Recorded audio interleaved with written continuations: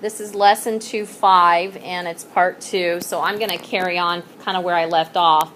So the equation here, it looks like it equals -6, but be careful. You don't worry about the negative until the absolute value is isolated by itself, and then the other side's negative. If that happens, yeah, no solution. But in the one that I ended up with, I decided to go ahead and write it on a whiteboard. It's a little easier to see.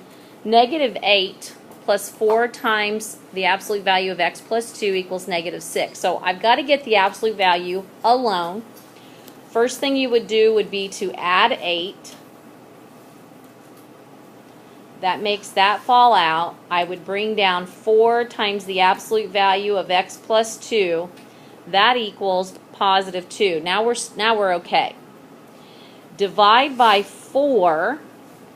Okay, so that would fall out. And the absolute value of x plus 2 equals 1/2. All right, so I've got the absolute value by itself. It equals a positive, so now I write both equations. So x plus 2 equals 1/2, or x plus 2 equals -1/2. To solve for x all the way across, I would subtract 2. And x equals, okay, so if I have a half and I subtract 2, that would give me -3/2. And on the right, if I have -1/2 and I subtract 2 more, that'd give me -5/2. So my solution with this would be the set of -3/2 and -5/2.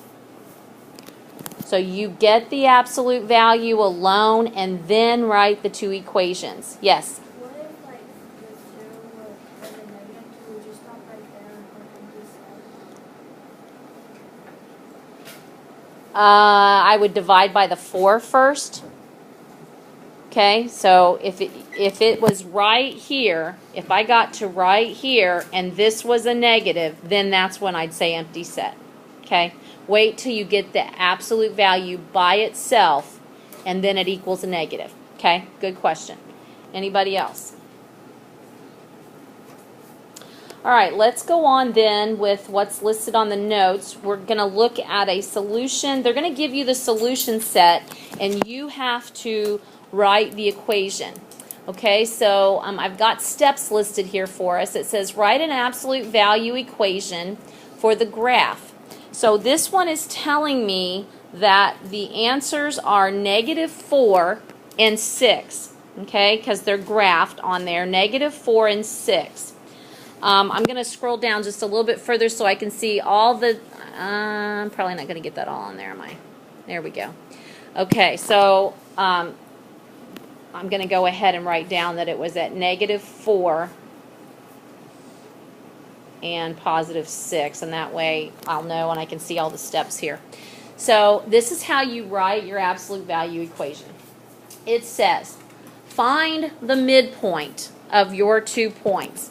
And the way that you find a midpoint is you add the 2 together, the 2 answers, so -4 plus 6 and divide it by 2. That is equal to our midpoint M. So -4 plus 6 is +2. And 2 divided by 2 would be 1. So my midpoint is 1. And if I could scroll up to my graph, I would see that it's right in between. But I need to figure out what else has to be in this equation, not just the midpoint. So what it says in step 3, subtract the bigger minus the midpoint. So what's my bigger answer? What's my bigger solution out of the 2 that they gave me? 6. So you take 6 minus the midpoint 1 and I get 5.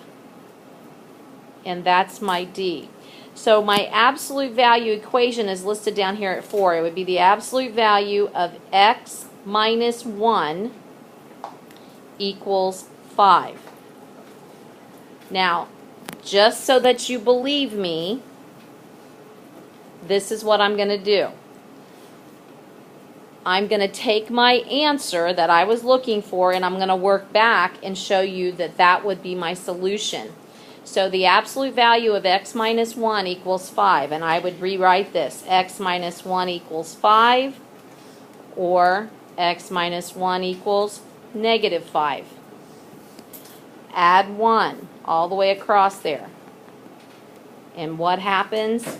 X equals 6, and x equals negative 4, which is exactly where we started. Negative 4 and 6. So you take the two numbers and add them up and divide by 2. That gets you the midpoint. The midpoint is the number that goes inside with x. Then you take the bigger of the two values and subtract that midpoint away. That gives you the distance d that you put at the end. And once you do that, you're really solving for this equation. If you want to go ahead and try to go solve it and make sure you did the right thing, probably a great idea. But make sure you have this part written for your final answer. So you're taking the answers, working back, and finding the equation. Questions about that? What? What the heck does number 2 mean on the steps? That will be in the absolute value sign, x minus 1. So when I solved right here for m and got 1, that means it would be absolute value of x minus 1, just like I put it in the final answer. That will be in the absolute value, x minus m. That's the midpoint. It goes inside the absolute value with the x. Okay, yes? How did you get the 6 minus 1 equals 5? Okay, step 3. You take the bigger of the two answers. So that means the ones that you started with. Okay, so take the bigger of the two answers. So that was my 6. And take 6 minus the midpoint. So I took 6 minus 1 and got 5. And that's the number that you put at the end. Oh, okay. Yep.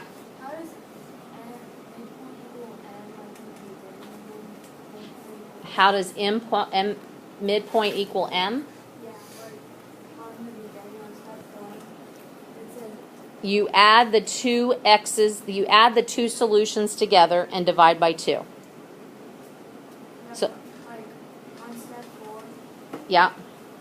You take that answer and put it inside the absolute value sign with x. Once you find the midpoint, it goes inside the absolute value. So that's where you're starting. That's your midpoint, and then d is the distance away from the midpoint. That gets you your 2 points on the end. Okay? So that's how you're solving and kind of working backwards. I would definitely recommend once you get to what you think is your answer, go ahead and solve it and make sure that it got you where you thought you would be, where you started. Questions?